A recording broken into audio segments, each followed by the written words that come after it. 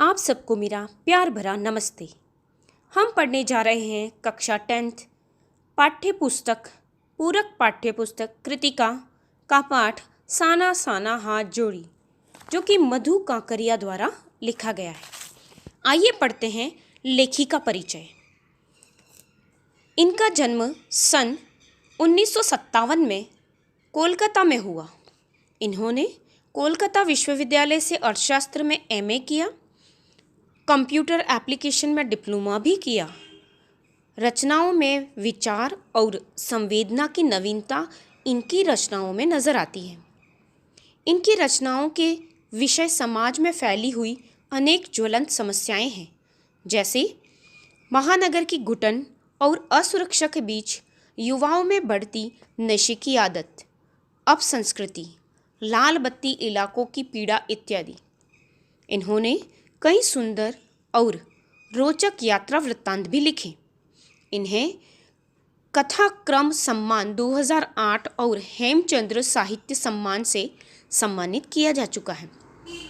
प्रमुख रचनाएं हैं उपन्यास खुले गगन के लाल सितारे, सलाम आखिरी, पत्ताखोर, सेज पर संस्कृत, रहना नहीं देश वीराना है, एवं कहानी संग्रह अंतहीन मरुस्थल, अंत में यीशु, बीतते हुए भरी दोपहरी के अंधेरे।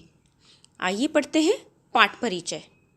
लेखिका द्वारा रचित इस यात्रा वृत्तांत में गैंगटॉक शहर के अनुपम सौंदर्य को इतने चित्रात्मक रूप से प्रस्तुत किया है कि पाठक का मन भी सैर करने को लगता है। शहर के अद्भुत और प्राकृतिक सौंदर्य के चित्रण के साथ लेखिका ने पहाड़ी लोगों के परिश्रम, कठोर जीवन, पत्थर तोड़ती महिलाओं का वास्तविक वर्णन किया है, जो मन को भी छू लेता है। बर्फ से ढके पहाड़, झरने और तीस्ता नदी लेखिका के मन को आध्यात्मिकता से जोड़ देती हैं। कुल मिलाकर लेखिका की यह यात्रा एक खोज यात्रा बन जाती है और पूरा सफर चेतना और अंतरात्मा में हलचल उत्पन्न कर देता है। आइए पढ़ते हैं पाठ साना साना हाथ जोड़ी।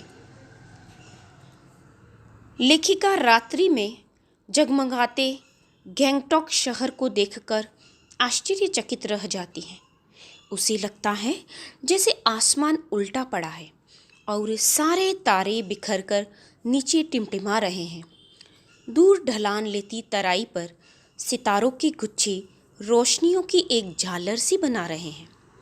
वास्तव में इतिहास और वर्तमान की संधि स्थल पर खड़ा मेहनतकश बादशाहों का शहर गैंगटॉक की सुबह, शाम और रात सभी अत्यंत सुंदर हैं। लेखिका उस रहस्यमयी सितारों भरी रात से सम्मोहित थी। धीरे धीरे शून्य से प्रकाश फूटने लगा तो एक नेपाली युवती से सीखी प्रार्थना के बोल लेखिका के होठों को छूने लगे। साना साना हाथ जोड़ी गर्देऊ प्रार्थना, हामरो जीवन तिम्रो कौशेली, अर्थात छोटे छोटे हाथ जोड़कर प्रार्थना कर रही हूँ कि मेरा सारा जीवन अच्छाइयों को समर्पित हो। सुबह आंख खुलते ही लेखिका बालकनी की ओर भागी, क्योंकि लोगों के अनुसार वहाँ से कंचनजंगा की चोटी दिखाई पड़ती है। वहाँ से हिमालय की तीसरी सबसे बड़ी चोटी कंचनजंगा को देखना चाहती थी, किंतु मौसम अच्छा होने के बावजूद बादलों के कारण लेखिका कंचनजंगा चोटी को नहीं देख सकी। गंगटोक से 149 किलोमीटर दूरी पर युमथांग था। जितेन नार्गे ड्राइवर और गाइड, जो कि मधु काकरिया को ऊपर की तरफ ले जा रहा था यात्रा हेतु, ने बताया कि रास्ते पर हिमालय की गहन घाटियाँ और फूलों से लदी वादियाँ मिलेंगी। लेखिका गर्दाए पाइन और धूपी के सुंदर नुकीले पेड़ों को जायजा लेती हुई पहाड़ी रास्ते पर आगे बढ़ी। वहाँ लेखिका ने बौद्ध पताकाएं देखी, नार्गे ने बताया, किसी बुद्धिस्ट की मृत्यु होने पर उसकी आत्मा की शांति के लिए शहर से दूर किसी पवित्र स्थल पर 108 श्वेत बुद्ध पताकाएं फहराई जाती हैं तथा किसी नए कार्य का आरंभ करने पर रंगीन पताकाएं लगाई जाती हैं। यात्रा के दौरान लेखिका ने लॉन्गस्टॉक स्थान देखा, जहां पर गाइड फिल्म की शूटिंग हुई थी। इसी स्थल पर तिब्बत की दोनों स्थानीय जातियों के बीच सुदीर्घ झगड़ों के बाद शांति वार्ता शुरू हुई थी। उन्हीं रास्तों पर नार्गे ने लेखिका को प्रेयर व्हील दिखाया, जिसे घुमाने से सारे पाप धुल जाते हैं। उसे देख लेखिका को लगा कि पहाड़ हो या मैदान, इस देश की आत्मा एक जैसी ही है। वीरान, सकरे और जलेबी की तरह घुमावदार रास्तों पर यात्रा करते लेखिका के समक्ष हिमालय बड़ा होते होते विशालकाय होने लगा। वादियाँ चौड़ी होने लगी, घटाएं गहराती हुई पाताल नापने लगी। इस असीम सिमटी हुई सुंदरता को देख सैलानी फिल्मी गीत गुनगुनाने लगे। लेखिका किसी ऋषि की तरह मौन होकर सारे परिदृश्य को अपने भीतर समेट लेना चाहती थी। वह जीप से सिर निकालकर ऊंचे पर्वतों को, झरझर गिरते जलप्रपातों को, चिकने गुलाबी पत्थरों के बीच इठलाती तीस्ता नदी को देखती। मेरे नगपति, मेरे विशाल कहकर लेखिका ने हिमालय को सलामी देना चाहा। तभी जीप रुकी। लेखिका के सामने 7 सिस्टर्स वाटरफॉल सैलानियों ने तस्वीरें खींचनी शुरू कर दी। लेखिका आदिम युग की किसी अभिशप्त राजकुमारी की तरह नीचे बिखरे पत्थरों पर बैठ झरने के संगीत के साथ आत्मा का संगीत सुनने लगी। पांव नदी में डुबाते ही उसका मन काव्यमय हो उठा। उसे लगा वह देश काल की सरहदों से दूर बहती धारा बनकर बहने लगी है। अनमने मन से उठकर लेखिका को वही नज़ारे फिर दिखाई दिए। फिर सभी दृश्यों पर बादलों की परत आ गई। चित्रलिखित सी लेखिका माया और छाया के इस अनूठे खेल को भर भर आंखों से देखना चाहती थी।